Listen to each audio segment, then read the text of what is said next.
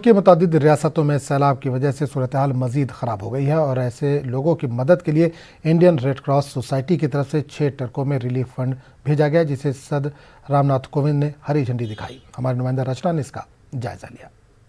Monsoon का season चल रहा है, ये तो बारिश हर किसी को पसंद है, लेकिन आफत की बारिश लोगों के लिए परेशानी का सबब बन जाती है।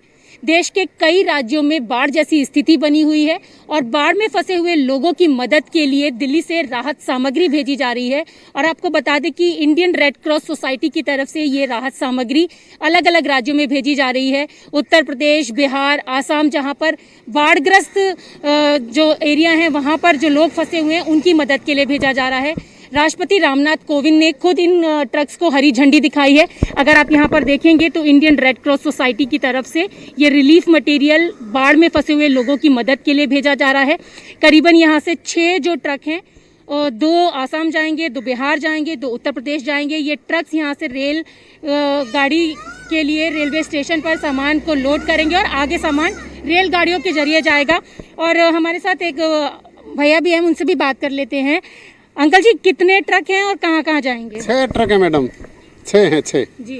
2 बिहार, 2 आसाम और 2 उत्तर प्रदेश। अच्छा, हाँ जी, हाँ जी। तो इसमें सारी राहत सामग्री है बाढ़ग्रस्त एरिया के लिए? हाँ जी, हाँ जी, हाँ जी, सारी राहत सामग्री है। तो हरी झंडी जब दिखाई राष्ट्रपति थे और कौन कौन था उस दौरान?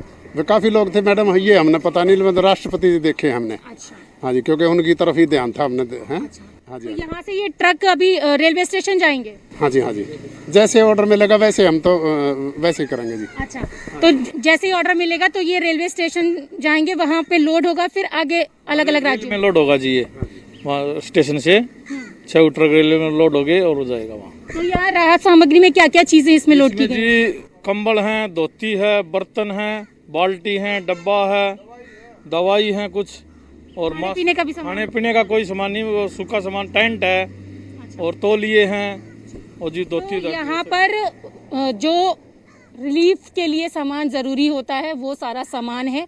दवाइयाँ खास तौर पर जब बाढ़ग्रस्त एरिया में फंस जाते हैं तो दवाई की सबसे ज़्यादा ज़रूरत पड़ती है, वो दवाइयाँ भी हैं। इसके साथ बिस्तर और जो सामान ज़रूरत का होता है वो सारा सामान लोड होकर जा रहा है। और बाढ़ग्रस्त एरिया में जो फंसे हुए लोग हैं उनकी मदद के लिए इंडियन रेड क्रॉस सोसाइटी की तरफ से भेजा जा रहा है। कैमरा पर्सन अनिल के साथ रचना, न्यूज़ 18 दिल्ली।